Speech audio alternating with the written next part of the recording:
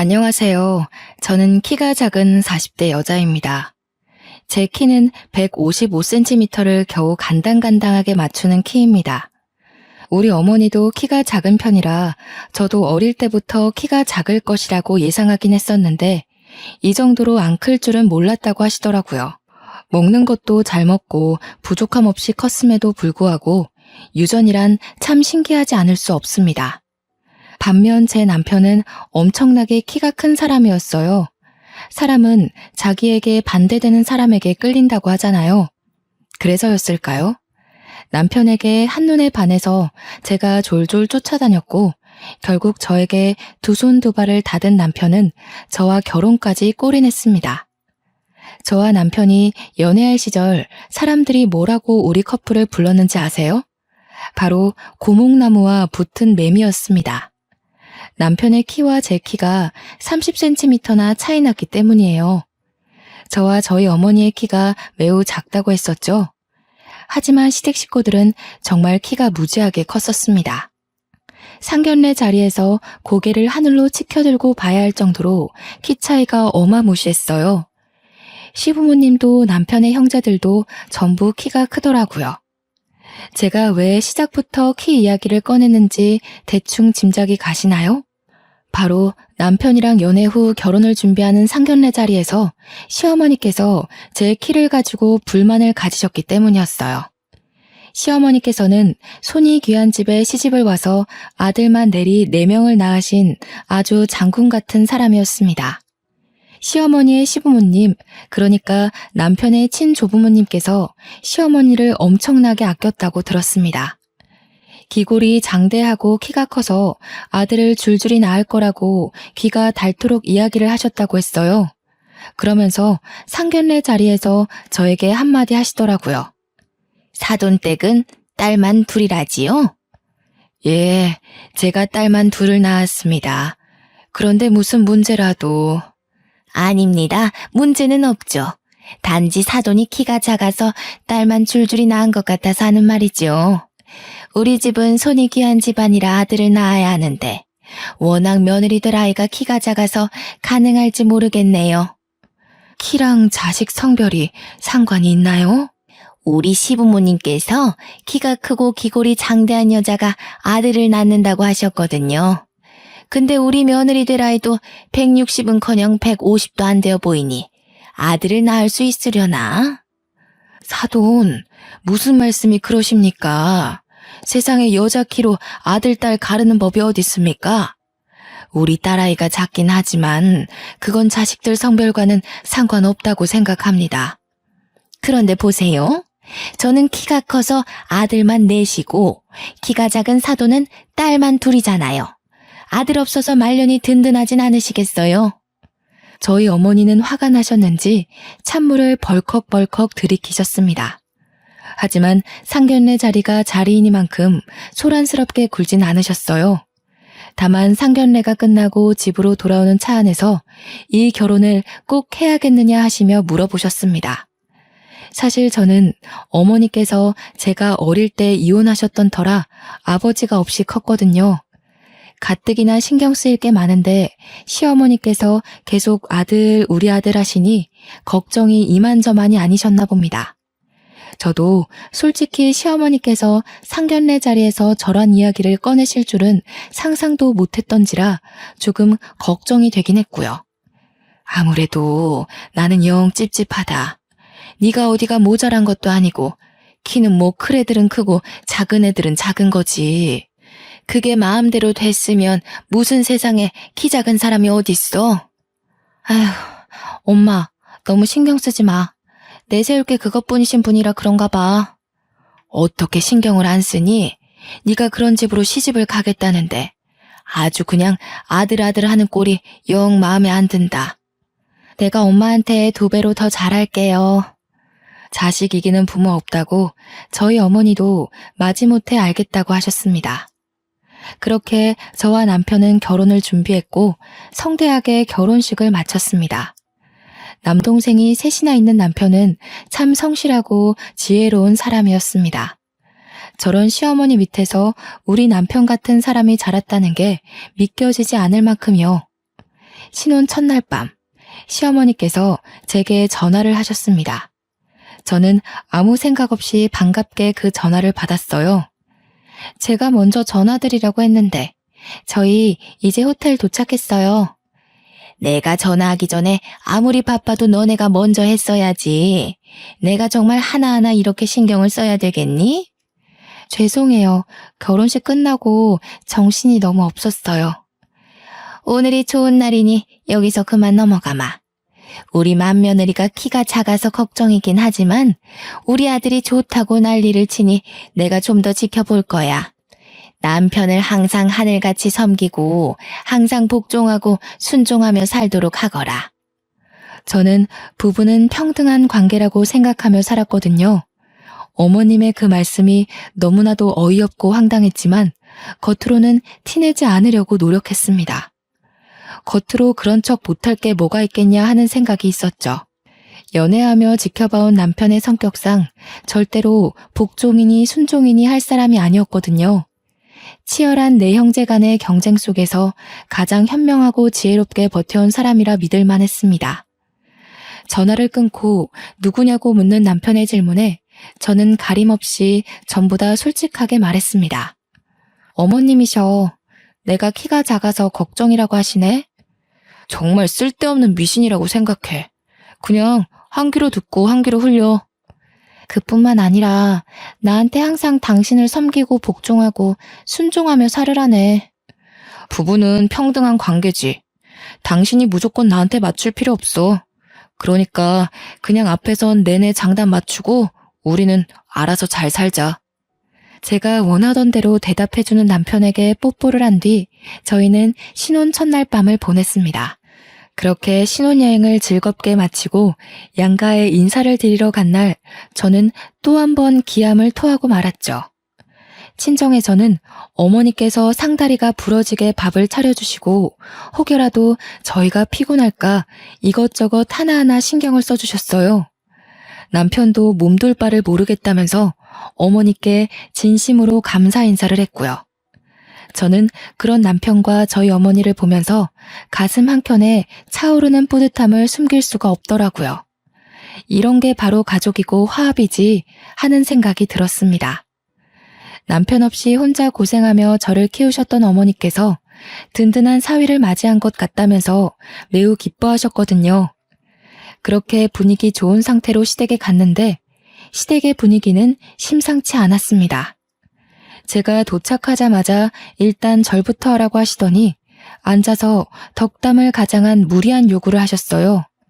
다른 건 필요 없다. 우리 집안은 손이 귀한 집안이니 아들을 낳거라. 고추가 아니면 아무짝에도 쓸모가 없어. 손이 귀한 집이라고 하기엔 남편의 동생 3명이 전부 다 남자인데 말이죠. 워낙 남아선호 사상이 큰 집안인 건 알고 있었지만 신혼여행을 마치고 돌아오자마자 아들 타령하시는 게 솔직히 너무 부담스러웠습니다. 제가 어떤 대답을 해야 할지 몰라서 우물쭈물하고 있자 남편이 옆에서 심드렁하게 대꾸를 대신 해주었습니다. 나는 딸 낳고 싶은데 형제들만 있다 보니까 애교 있는 딸 낳아서 예쁘게 키우면 그것도 너무 행복할 것 같네. 그러자 시어머니께서 노발대발 난리가 난 거예요. 시아버지가 큼큼 하시면서 말을 아끼시는데 시어머니께서 저에게 화를 내시더라고요. 우리 아들을 어떻게 구워 삶았길래 장손 입에서 딸을 담아? 딸을 낳더라도 무조건 아들 낳거나. 아니, 그게 무슨 내가 아들 낳고 딸 낳을게요 하면 그렇게 나오나? 내가 아들 씨를 줘야 아들이 나오는 거지. 남편은 이죽거리면서 대꾸했습니다. 틀린 말이 하나도 없었기에 시어머니께서도 부글부글 끓어오르는 마음을 꾹 삼키시는 게 보였습니다. 저는 속으로 너무 통쾌해서 소리를 지르고 싶은 심정이었고요. 둘째, 셋째 막내 도련님도 저에게 인사를 하시더라고요. 막내 도련님은 정말 막내답게 큰 형을 잘 따랐었는지 저에게 너무나도 살갑게 대해주셨습니다. 신혼여행에서 재미는 있었는지 형이랑 어떻게 알게 되었는지 정말 첫사랑 이야기를 해달라고 조르는 여고생처럼 찰싹 달라붙어서 이것저것 물어보시더라고요. 저는 막내 도련님에게 알게 모르게 정이 쓱 들었습니다. 이 집안에서 왠지 제 편을 들어줄 사람은 남편과 막내 도련님 뿐이겠구나 하는 생각이 들었기 때문이었어요. 정말 제 생각처럼 둘째, 셋째 도련님은 저에게 시큰둥해하면서 약간 비협조적이더라고요. 시어머니의 말씀대로 아들이 최고지 하는 사상을 가지고 있는 것 같았습니다. 제가 무슨 말을 걸어도 퉁명스럽게 네네 하고 대답하는 게 전부였고 대화를 이어가려고 노력하지 않았어요. 제가 조금 의기소침해져 있자 막내 도련님이 제게로 슬쩍 다가와서는 숨겨진 이야기를 해주었습니다. 사실은 저희 부모님께서 첫째 형님께 재산의 반을 물려주겠다고 선포를 해두어서 저래요. 배알이 꿀려서 형수님께 괜히 핀잔 드는 거예요. 남아 선호 사상이 워낙 크고 첫째 아들에 대한 집착이 남다르다는 것을 애초에 느끼긴 했지만 재산의 반을 준다는 소리는 처음 듣는 소리라 조금 놀랐습니다. 시댁이 원래 살던 시골 동네 일대의 땅을 전부 가지고 있다는 이야기는 남편에게 미리 들어서 알고 있었거든요. 그것의 반이 우리 남편에게 온다고 생각하니 속물이라 생각하셔도 할 말 없을 정도로 기대가 조금 되긴 하더라고요. 그 땅이 토양이 좋고 해가 좋아서 농사를 지으면 농작물이 쑥쑥 크는 비옥한 땅이라고 들었거든요. 물론 재산의 반을 받기로 했다는 우리 남편은 정작 별 생각 없어 보이긴 했지만요. 남편은 농사와는 거리가 먼 사람이었습니다. 공장 기술관리직으로 일하고 있었고 그 자격증을 따기 위해 20대 초반부터 죽어라 공부했다는 걸 알고 있었거든요. 몇 번의 고백 끝에 얻어낸 자격증이라 자기 일에 자부심도 있었고요. 저는 그런 남편의 성실한 모습에 반했던 터라 남편이 관심 두지 않는 땅에 저 또한 관심을 끊기로 했습니다. 그렇게 시간이 흐르고 흘러서 신혼생활에 서로 적응하고 깨를 볶던 어느 날이었습니다. 남편은 평소와 다름없이 출근을 했고 저 또한 회사에 출근을 해서 정신없이 일을 하고 있었습니다. 아무런 문제도 없는 날이었어요. 꿈자리가 뒤숭숭하지도 않았고 기이한 일이 일어나지도 않았던 지극히도 평범한 하루였죠. 하지만 점심시간이 지나서 걸려온 한 통의 전화에 저는 온 세상에 시커멓게 변하는 듯한 기분을 겪게 되었습니다. 남편이 사고를 당했다는 이야기를 듣게 되었거든요. 회사에 제대로 말도 못하고 손만 벌벌 떨면서 팀장님께 급하게 가봐야겠다고 이야기를 하니 제 얼굴을 보고 묻고 따지지도 않고 보내주셨습니다. 저는 택시를 어떻게 잡았는지 병원에 어떻게 도착했는지도 생각이 전혀 나지 않아요. 어떻게 병원에 도착해서 응급실에 들어가 남편을 찾았는데 이미 그 자리에 남편이 없더군요. 남편 이름을 애타게 부르며 찾으니 저를 영안실로 안내해줬어요. 이미 잠들어버린 남편의 창백한 얼굴을 보는데 정신을 잃고 말았습니다. 눈을 떠보니 연락을 받고 도착한 막내 도련님과 시부모님이 제가 깨어나길 기다리고 계셨더라고요. 제가 눈을 뜨자마자 시어머니께서는 제 멱살을 잡고 난동을 부리기 시작하셨습니다. 기어코 이런 사달이 날 줄 알았어. 니년이 기어코 내 아들을 잡아먹어? 어머니, 형수님도 충격에 지금 힘드실 텐데 무슨 짓이에요? 자식을 잃은 나만큼 속이 상하겠느냐. 아이고, 이래서 키 작은 것들은 불경하다고 절대 집안에 들이는 게 아니랬는데. 아이고, 우리 첫째 그렇게 가버려서 어떡하나. 아이고. 저는 눈물만 줄줄 흘리고 있느라 아무 반격도 대꾸도 할 수 없었습니다. 시어머니는 제 멱살을 잡고 계속 쥐어 흔드시며 눈물을 흘리고 소리를 치셨어요. 모든 게 다 제 탓이라고 돌리고 싶으셨겠죠. 남편은 공장시설 점검을 하다 갑자기 오작동 되어버린 기계에 빨려 들어가 질식사로 사망하게 되었다는 이야기를 추후에 전해 들었습니다. 정말 이야기를 듣는 내내 현실감이 하나도 느껴지지 않아서 꿈속에 있는 것 같았어요. 시어머니는 옆에서 제가 나쁜 년이라고 소리를 치시며 계속 우셨어요. 장례를 치르는 내내 저는 밀랍 인형처럼 바싹 마른 채로 남편의 영정사진만 하염없이 바라보았습니다. 둘째 도련님과 셋째 도련님은 자리를 지킬 생각도 하지 않고 방문한 손님들과 이야기를 나누며 술을 마시기 바빴고요. 유일하게 제 옆을 지키며 끊임없이 저를 위로해준 사람은 막내 도련님 뿐이었습니다. 시부모님은 저와 눈이 마주칠 때마다 저에게 욕설을 퍼부었고요. 저는 남편을 잃은 슬픔도 컸지만 못내 저를 비난하는 시선을 더 견디기 힘들었습니다. 그렇게 남편을 장지에 묻을 때에도 저는 한 발자국 뒤에 서서 남편이 땅속에 묻히는 걸 지켜봐야 했어요. 제가 가까이 다가갈 수도 없을 만큼 시댁 식구들이 저를 배척했거든요. 계속해서 막내 도련님만 저를 위해 다른 가족들에게 화를 내고 소리도 쳐주었습니다. 둘째 도련님은 아예 시큰둥한 얼굴로 저에게 위로의 말 한마디도 건네지 않았고요. 그 옆에 서 있는 셋째 도련님 또한 똑같았습니다.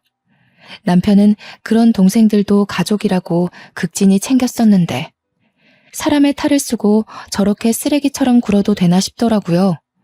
모든 절차가 마무리된 뒤 시어머니께서 잠깐 보자면서 가족들을 전부 추모공원에 있는 휴게실로 불러 모으셨습니다. 그러더니 저를 한껏 째려보고는 말씀을 이어나가셨어요. 내가 재산을 첫째 아들에게 반을 주겠다고 했던 거 다들 기억하지? 네. 근데 형이 이렇게 허망하게 갔는데 어쩌시려고요? 내가 아무리 생각해도 첫째가 자식을 낳은 것도 아니고 애초부터 저 며느리가 마음에 썩 들었던 것도 아니었다. 우리 아들이 나에게 얼마나 효심 지극하게 굴었는데 저 못난 것이랑 결혼한 이후부터는 아주 싹수가 노랗게 물들었었지. 그래서 유언장을 고치려고 한다. 그럼 우리 몫이 좀 늘어나나? 형, 어떻게 큰형 장례를 치른 자리에서 그런 말을 할 수가 있어? 막내 너는 언제까지 착한 척하면서 살 거냐? 산 사람은 살아야지. 그러니까 어머니도 저렇게 유언장을 고치겠다고 하는 거 아니겠어? 시끄럽다. 형 죽은 자리에서 뭐 좋은 일이라고 그리 크게 떠들어. 첫째가 죽었고 남긴 자식도 없으니 유산 상속에서 제외하도록 하겠다. 당연히 며느리 너한테 갈 유산은 한 푼도 없을 것이야. 저는 아무런 생각도 들지 않았습니다. 어차피 그 재산도 결혼 이후에나 알게 된 것이었고 있으나 없으나 상관없는 일이라고 생각했어요. 저는 남편을 잃은 과부인데 그깟 재산이 눈에나 들어오겠습니까? 옆에 늘 굳건히 지켜주던 남편이 사라졌는데 그게 대수겠냐고요. 저는 아무 말 않고 입을 꾹 다물고 있었습니다. 1분이라도 빨리 이 자리를 벗어나고 싶다는 생각만 가득했어요. 가슴속 깊은 곳에서 끓어오르는 울분을 참아내기 힘들었거든요. 어쩌다가 우리 남편은 이런 가족들 사이에서 자라게 된 것인지 막내 도련님 혼자 고군분투하는 걸 보니 너무 가슴이 먹먹했습니다. 동생들을 알뜰살뜰 챙기던 남편이고 시부모님에게 더없이 효도하던 착한 아들이었는데 마지막 가는 길에서 고작 한다는 소리가 재산 이야기라니. 참 사람 일이라는 게 이렇게나 더럽게 느껴질 줄은 몰랐습니다. 둘째가 이제 맞이나 다름없으니 50%를 주고 셋째와 막내에게 각각 25%씩 재산을 나누는 걸로 하겠다. 아이고, 우리 형님 이렇게 가시면서 제게 큰 선물 주시고 가네. 형수님께 감사드려야 할 일인가요? 형수님, 고맙습니다. 형! 소리는 왜 지르고 그래? 그렇잖아. 어머니 말씀대로라면 형수님 만나서 우리 형 팔자가 꼬인 거 아니야? 그 덕에 내 배만 부르게 생겼어. 이런 자리에서 경거망동하게 굴지 마라. 추모는 확실하게 하고 짚을 건 확실하게 짚자는 주의니까 그런 거지. 너랑은 더 이상 볼 일 없다. 네 남편 추모는 알아서 하고 더러운 인연이니 보지 말자꾸나. 저는 다시 남편이 묻힌 묘자리로 가서 비석을 끌어안고 한참을 봉분에 엎드려 울었습니다. 어떻게 자기 친형이 죽었는데 그깟 재산 한두 푼 때문에 웃음을 흘릴 수 있을까요? 저에게 고맙다고 이야기를 하는데 정말 미친놈인 줄 알았습니다.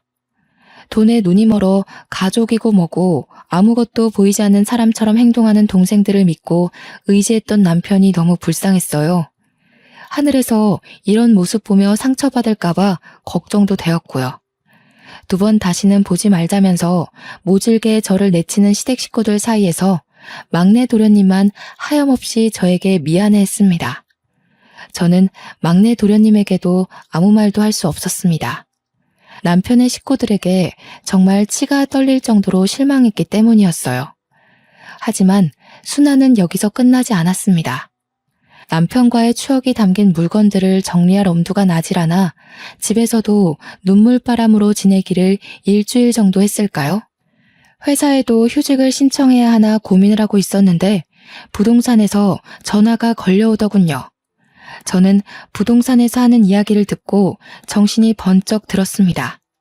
집주인분께서 집을 팔겠다고 내놓으셨는데 이사 날짜는 정하셨어요? 혹시 이사 갈 집 아직 안 정하셨으면 저희 부동산에 들러서 집 좀 보세요. 집을 팔다뇨? 그게 무슨 소리세요? 이 집은 저희 남편 집이고 저희 남편이 사망해서 집 용의자가 윤복자로 되어 있으시거든요? 저희 시어머니였어요. 생각해보니 시댁에서 집을 해주시겠다곤 했으나 명의를 남편 명의로 돌려주셨는지까지는 정확하게 모르고 있었어요. 그저 아들 집 내가 해줬다라고만 늘 말씀하셨기에 남편의 명의인 줄로만 알고 지냈었죠. 시어머니께서는 본인 명의의 집을 저희에게 빌려주신 것이었고 남편이 사망하자 집을 팔아버리신 거예요. 혹여라도 제가 그 재산을 갈취할까봐 한 푼도 주고 싶지 않은 마음에서 말이죠. 저는 결국 그 집에서 쫓겨나듯 나와야 했습니다. 제 집만 겨우 챙기고 앨범 몇 개만 챙겨서 말이에요. 불시에 들이닥친 부동산 사람들과 집을 보러 온 세입자들이 불편해한다는 이유로 시어머니께서 제게 퇴거 명령을 내리신 겁니다. 부동산 사람들 전화를 받게 한 것도 모자라 내용 증명까지 받게 되니 정말 너무 모질구나 하는 감정밖에 들지 않았습니다. 본인의 아들이자 제 남편이 죽었는데 일말의 감정도 없이 이렇게 일을 처리할 수 있을까 하는 생각이 들었어요. 정말 매일같이 저를 쫓아내고 싶어 했었구나 하는 생각밖에 들지 않았고요. 저는 결국 친정으로 돌아가게 되었습니다. 제 짐이 고작 큰 캐리어로 3개밖에 나오지 않더라고요.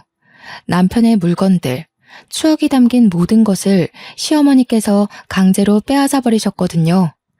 저에게 남편을 추억할 수 있는 물건이라고는 연애 때부터 함께 차곡차곡 쌓아갔던 앨범뿐이었습니다. 그래도 제가 부인이라는 이유로 남편의 회사에서 산재 처리로 지급된 보험금은 저에게 들어오더군요. 하지만 그 돈은 적금으로 묶어 한 푼도 사용하지 않기로 결심했습니다. 남편이 저에게 준 마지막 선물이니까요. 위로금이 넉넉할지라도 제 옆에 남편이 없다는 사실이 너무 개탄스러웠습니다. 친정 어머니께서도 제가 넋이 나가 집으로 돌아오자 저를 붙잡고 한참을 우셨습니다. 사위가 그립다면서 밥을 참 복스럽게 먹었었는데 이 반찬을 좋아했었는데 하시면서 있을 때 더 챙겨줄 걸 후회하시더라고요. 저는 그런 친정어머니의 마음에 다시 한번 눈물을 흘렸습니다. 그 이후 제가 쫓겨났다는 사실을 뒤늦게 알게 된 막내 도련님이 저희 친정으로 저를 찾아왔어요. 형수님, 제가 형수님께 죄송해서 어쩌죠? 막내 도련님께서 제게 왜 미안해하세요? 유일하게 저를 챙겨주고 위로해주신 분인데 저 꿋꿋하게 잘 견뎌낼게요. 나중에 혹여라도 제가 재산을 받게 되면 꼭 나눠드릴게요. 괜찮아요. 제가 그 돈을 무슨 면목으로 받아 챙기나요? 애초에 돈 때문에 한 결혼도 아니었어요. 그 돈을 욕심내본 적도 없고요. 그저 도련님만큼은 꼭 행복하게 사셔요. 그래도 간간히 연락은 드려도 되죠? 그럼요. 제가 괜찮아지면 밖에 밥이라도 한 끼 먹어요. 그렇게 막내 도련님과는 연락을 하면서 지내게 되었습니다. 그 외에 시댁 식구들과는 일절 연락을 하지 않고 지냈고요. 물론 그쪽에서도 저에게 먼저 연락하는 일은 없었습니다. 한 가족이라고 생각하고 지냈었는데 이런 식으로 인연이 끊기니 참 우습더라고요. 그렇게 몇 개월이 지나고 막내 도련님에게 연락이 왔습니다. 결혼할 여자가 생겼는데 저에게 꼭 소개를 시켜주고 싶다는 내용의 연락이었어요. 저는 축하할 일이라고 생각했기에 흔쾌히 만날 약속을 잡았습니다. 막내 도련님이 결혼할 여자라며 저에게 인사를 시켜준 사람은 정말 너무 귀엽게 생긴 여자분이었어요.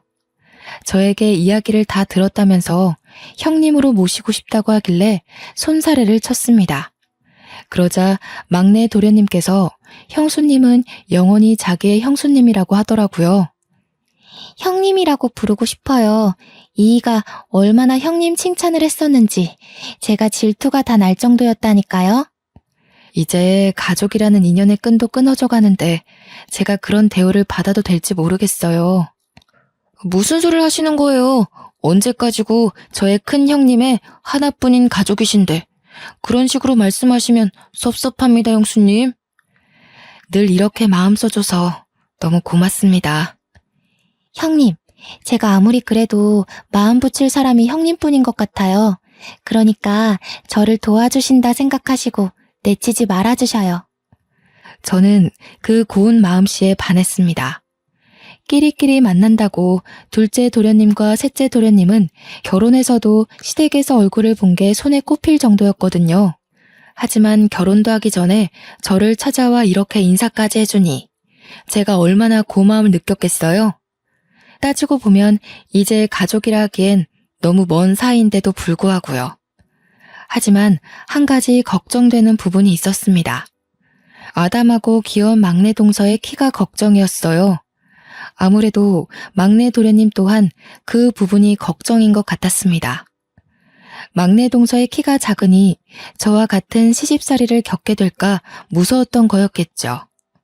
혹여라도 막내 도련님 신상에 문제가 생기면 시어머니께선 모조리 막내 동서의 탓을 하실 게 분명했으니까요. 저에게 현명한 대답을 얻고자 하는 것 같았습니다. 저는 솔직하게 조언을 했어요. 키 때문에 걱정이신 거죠? 솔직히 겁이 나지 않는다면 그것도 거짓말이겠네요.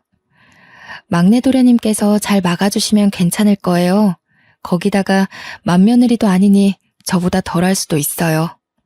저는 막내 도련님과 동서의 결혼을 진심으로 축하해 주었습니다. 그리고 청첩장도 받았고요. 시댁 식구들을 마주치겠지만 축하하는 자리에 꼭 참석하고 싶어서 약속을 했습니다. 저는 꽤 많은 수모를 당했지만 막내 동서에게는 그런 일이 생기지 않기를 진심으로 기도했고요. 그렇게 막내 도련님의 결혼식장에 참석했습니다. 시댁 식구들은 제가 결혼식장에 나타나자 꽤나 당황한 모습을 했지만 저는 아랑곳하지 않았습니다. 신부 대기실에 가서도 진심으로 축하의 말을 전했고 일부러 시부모님과도 인사를 했습니다. 좋은 날 왜 나타나서 사람 기분을 흔들고 그래? 막내 도련님까지 장가 보내셔서 홀가분하시겠어요. 꼭지 같은 거 데려와서는 마음에 드는 구석이 하나도 없어. 키로 구박 그만하시고요. 내 아들 잡아먹은 주제에 지금 우리 집안일에 간섭하는 게야? 좋은 날이잖아요, 어머님. 저는 막내 도련님 진심으로 축하드리려고 찾아온 거예요. 가서 밥이나 든든히 먹고 가. 별일 없이 잘 지내지? 네, 그럼 들어가 보겠습니다. 시어머니께서는 끝까지 저에게 고운 시선을 보내주지 않으셨지만 시아버지는 그동안 많은 생각을 정리하셨는지 아무렇지 않게 저를 대해주셨습니다. 끝까지 아들 잡아먹은 여자라고 저에게 비수를 꽂았지만 그동안 저도 많은 내성이 생긴 건지 흘려듣게 되더라고요. 막내 도련님은 진심으로 행복해 보였어요. 저처럼 당하고만 살지 않기를 진심으로 기도했습니다. 결혼식 이후로도 저는 막내 도련님과 동서를 자주 만났어요. 동서는 시댁 식구 중에 마음을 붙일 사람이 전혀 없었는지 저에게 갖가진 괴로움을 토로했습니다. 사람은 참 변하지 않는다고 시어머니께서는 여전히 키로 사람을 구별하는 것 같았습니다. 그 와중에 막내 동서는 임신까지 했는데도 여전히 딸 낳을 게 뻔해서 궁금하지도 않다고 막내 동서에게 상처를 주셨더라고요. 그러더니 시어머님께서 저에게 딱 말씀하시더라고요. 키가 작아서 아들 낳겠다고요. 남편이 화내지 않았으면 저 정말 심장이 터졌을지도 몰라요. 그 자리에서 대들기가 쉽지 않지. 키가 작아서 아들 못 낳을 거라는 건 도대체 어느 시대 발상인지 모르겠어. 그것뿐만이 아니에요. 임신 초기라 조심해야 하는데 어차피 딸 낳을 건데 조심할 필요가 있겠냐고. 첫 아이를 딸 낳으면 그때부터는 줄줄이 아들 낳는 길이 막힌다고. 아, 참. 그래서 쉬지도 못하고 내내 시댁에서 일만 하다 온 거야? 어쩌겠어요. 형님들은 아무도 안 오시지. 일할 며느리는 저밖에 없지. 이제 와서 저한테 도망간 첫째 며느리는 일은 잘했다고 비교를 하시지 뭐예요. 저는 막내 동서를 매번 달래주었습니다. 가끔 만날 때면 임신 중이라 분명 몸무게가 늘어야 하는데 꼬투리를 잡아 시집살이를 시키는 시어머니 때문에 하루하루 말라가더라고요. 저의 과거를 보는 것 같아서 마음이 참 아팠습니다. 그러던 도중 시아버지께서 농사를 지으시다가 농기계가 뒤집어지면서 큰 사고를 당했다는 소식을 접했습니다. 시아버지의 안위도 걱정되었지만 모든 화살이 막내 동서에게 씌워질까 겁이 났죠. 시아버지께서는 시름시름 앓다가 결국 첫째 아들 옆에 묻히게 되었습니다. 당연히 저도 장례식장에 참석을 했어요. 일찌감치 찾아뵙고 싶었지만 제 일이 바빠 발이 나는 날 오전에서야 장례식에 참석할 수 있었고 추모공원까지 함께 참석했습니다. 그런데 막내 동서를 엄청나게 닥달하고 잡아먹을 것처럼 굴 줄 알았던 시어머니께서 은근히 아들들의 눈치를 보고 계셨습니다. 저는 저에게 했던 것과 달리 막내 동서의 옆에 은근히 붙어서 둘째, 셋째 도련님 가족들의 눈치를 보는 시어머니가 참 이상하게 느껴졌어요. 시어머니께도 인사를 드리고 집으로 돌아와 막내 동서에게 수고했다고 연락을 했습니다. 그러자 막내 동서가 저에게 조용히 비밀을 말해주더라고요. 장례식장에서 큰 소란이 있었어요. 시어머니께서 제 옆에 은근히 붙어있는 거 보셨죠? 무슨 소란이 있었길래 그래? 나는 막내 동서한테 덮어 씌울 줄 알고 솔직히 걱정 많이 했어. 글쎄, 둘째, 셋째 형님들이 유산을 내놓으라고 어머님을 협박하듯 겁을 주시더라고요. 그 재산 다 들고 죽으면 무슨 소용이 있냐면서 아버지도 돌아가셨는데 당장 내놓으라고요. 뭐? 장례식장에서 그랬단 말이야? 저랑 남편이 얼마나 놀랬겠어요. 남편은 형들 말리고 저는 어머님 옆에 서서 그러지들 마시라고 소리 지르고 시어머니께서 자기 죽거든 가져가라고 울면서 소리치시고 금이야 오기야 키운 아들들이 돈 때문에 하극상을 벌이니 어머님도 엄청 놀란 눈치시더라고요. 그전까지는 이렇게 대놓고 달라고 한 적이 없었대요. 그래서 어머님은 지금 어디 계신데? 형님들이 죽일 것 같은 기세로 달려드니 무서우셨겠죠. 그래서 지금 저희 집에서 지내고 계셔요. 다행히 저희 집에 오신 뒤로 시집살이며 구박이며 하나도 없이 조용히 지내고 계세요. 그렇게 시집살이를 시키더니 못돼 먹은 아들들에게 결국은 이런 꼴로 쫓겨나듯 도망치게 된 거였죠. 저는 고소하다는 생각이 들면서도 말년이 참 힘드시겠다 싶었습니다. 동서에게 잘 이겨내라고 말한 뒤 한동안 까먹고 지내고 있었어요. 한 달이 좀 지났을까 갑자기 막내 동서에게 급하게 연락이 오더라고요. 형님, 혹시 시어머니께 연락받은 거 없으셔요?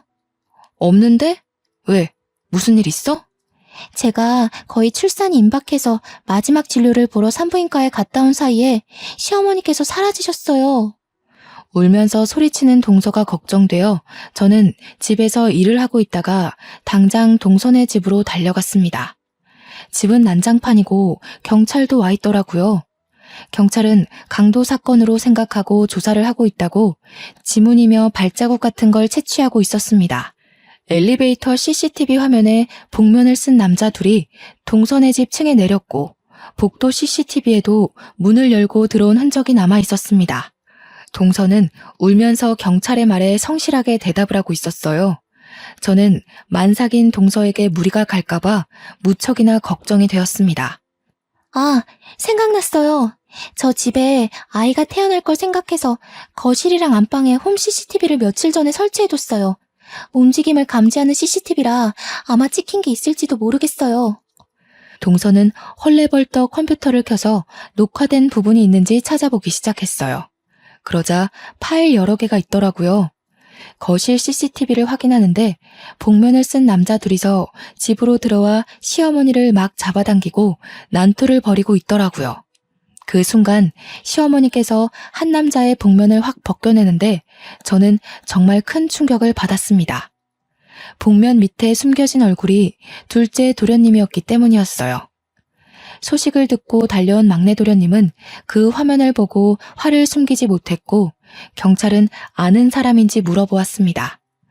동서는 수치심에 얼굴이 빨개져서 차마 가족이라고 말도 못하고 입을 꾹 다물길래 제가 대신 대답했어요. 둘째 도련님이네요. 그러니까 납치당한 시어머니의 둘째 아들이요. 경찰들도 모두 당황하더라고요. 결국 둘째 도련님의 차량이 수배되고 셋째 도련님까지 연관된 게 틀림없을 거라고 추적을 부탁드렸습니다. 나머지 복면을 쓴 한 명이 셋째 도련님이지 누구겠어요? 이틀을 꼬박 추적하고 저는 그동안 막내 동서의 옆에서 무리가 가지 않도록 자리를 지켰습니다.